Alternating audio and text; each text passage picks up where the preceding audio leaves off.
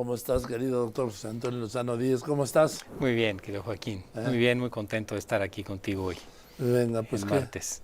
¿qué nos traes hoy, doctor? Pues hoy, Joaquín, una reflexión de algo que le está pasando al mundo en general, a la humanidad en general.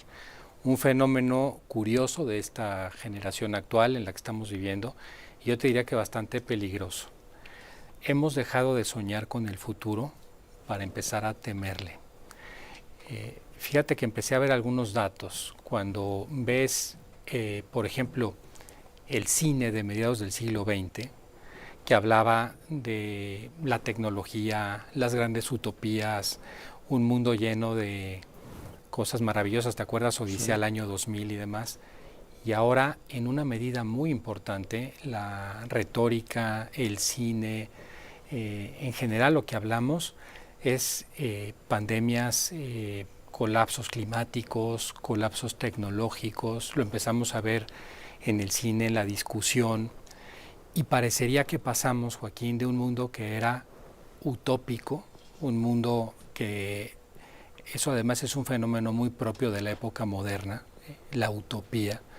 Dice el diccionario de la Real Academia, la utopía es ese proyecto o sistema ideal que parece de difícil realización, pero que muchas veces lo tuvimos, inclusive los discursos políticos eran muy utópicos, ¿no? Vamos a llegar a tener una sociedad que va a lograr tener este paraíso, ¿no? Este Sí, luego se bienestar, confundió ¿no? la utopía con la demagogia, ¿no? Exactamente, exactamente, y se empezó a usar mucho en el discurso demagógico, que es utópico, es inalcanzable, pero hoy pasamos a una palabrita que también está en el diccionario, de la utopía pasamos a la distopía.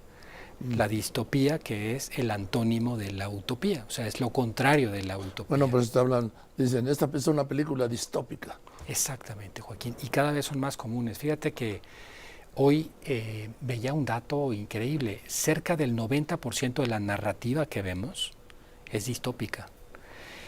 Según un reporte que se emitió el año pasado este informe sobre la felicidad en el mundo, que se publica todos los años, decía que esta mentalidad distópica, lo que llaman mucho por la ecoansiedad, o sea, la ansiedad que proviene por el cambio climático, por ese mundo que se nos viene, que se nos va a acabar, todo este discurso que tenemos con los fundamentos que existen obviamente, o por la parte tecnológica, la inteligencia artificial, si esa inteligencia artificial se nos va a ir de las manos. Toda esta mención, fíjate nada más, ha hecho que crezca en la última década la ansiedad un 25% en el mundo.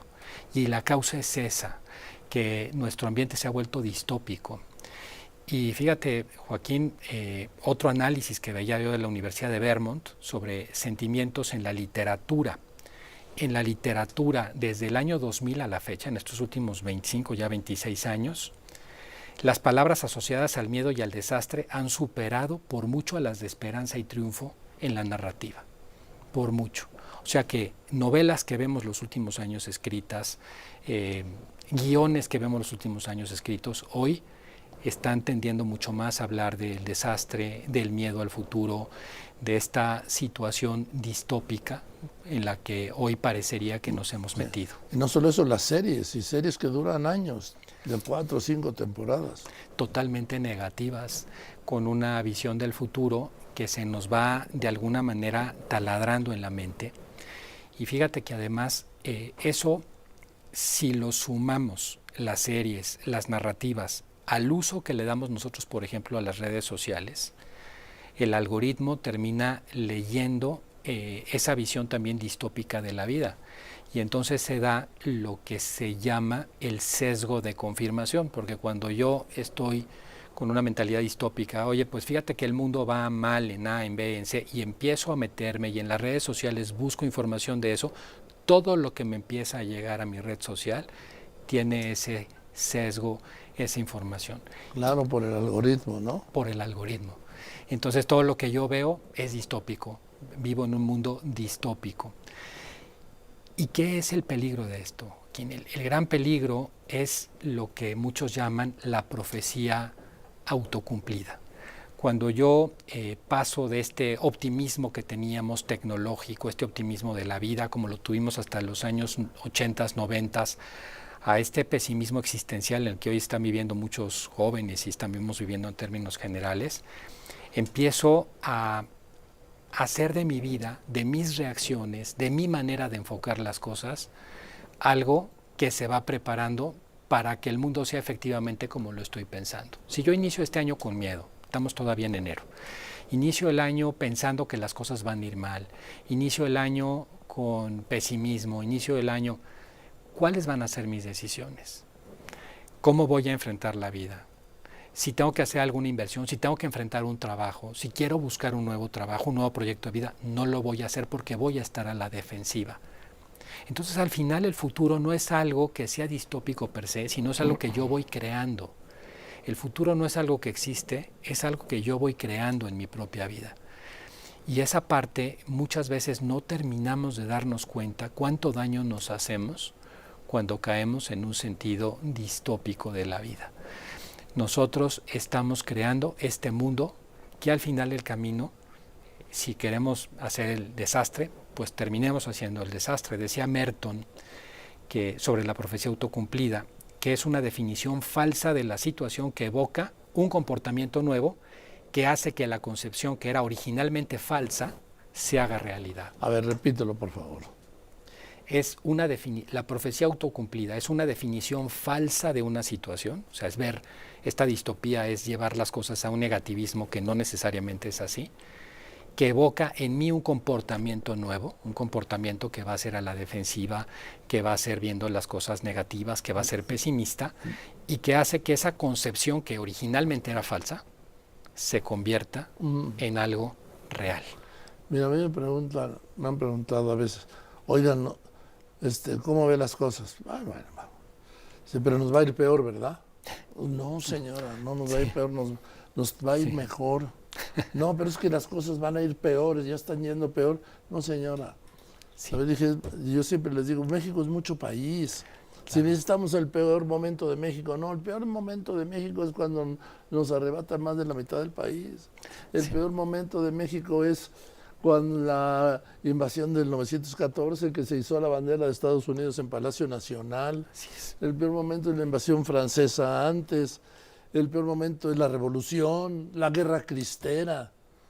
Fíjate, Joaquín, que eso me lleva a lo que para mí es la gran contradicción del tiempo actual. Yo te diría que es la gran paradoja del tiempo actual. En México y en el mundo no ha habido otra generación con estos niveles de bienestar, con estos niveles de posibilidades de vivir bien.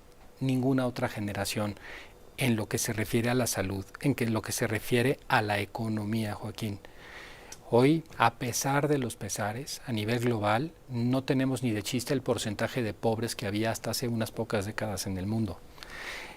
El porcentaje que tenemos de acceso a la cultura.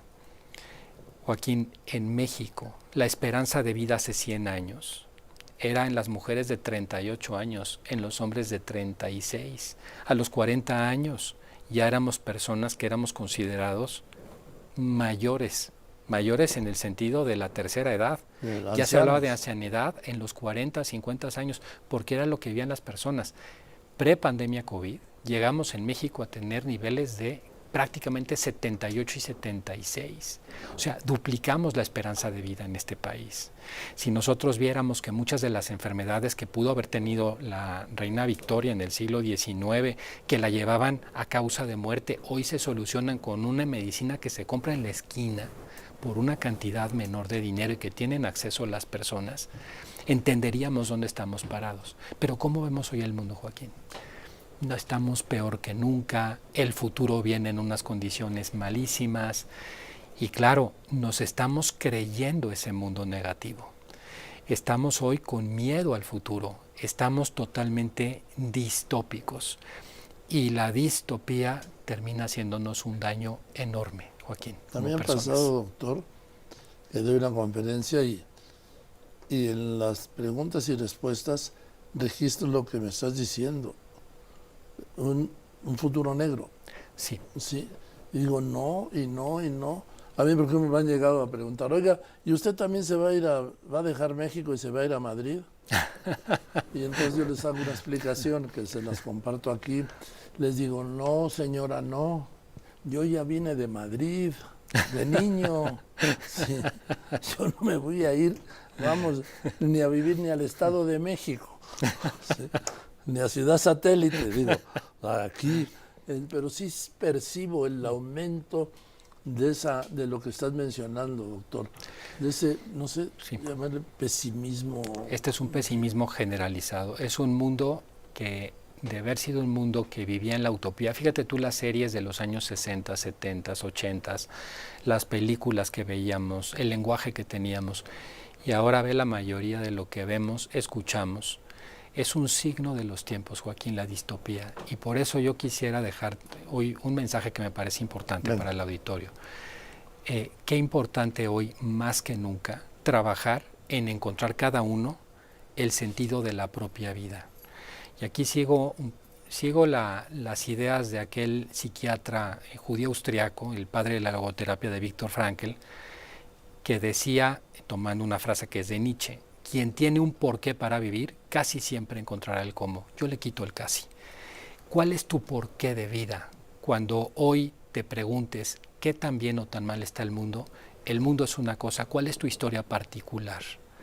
¿Tú qué puedes hacer para mejorar tu vida, las personas que tienes cerca?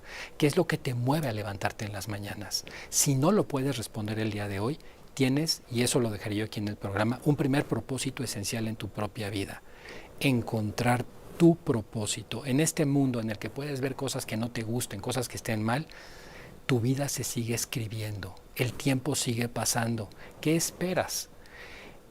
Tu sentido de vida, lo que te mueve, ¿cómo lo vas a resolver? Yo creo que esa es la tarea más importante y sabes que, Joaquín, es la que menos personas responden en la vida. A mí me llama muchísimo la atención, alguna vez te lo contaba hablando con una tanatóloga bastante buena, por cierto, que se dedica a acompañar enfermos terminales. De lo que más se arrepienten las personas, me decía, ya cuando ven la vida al final, no es tanto de lo que hicieron mal, se arrepienten mal de todo aquello que no hicieron. Esa vida que dejaron correr en los dedos y que se les fue de las manos.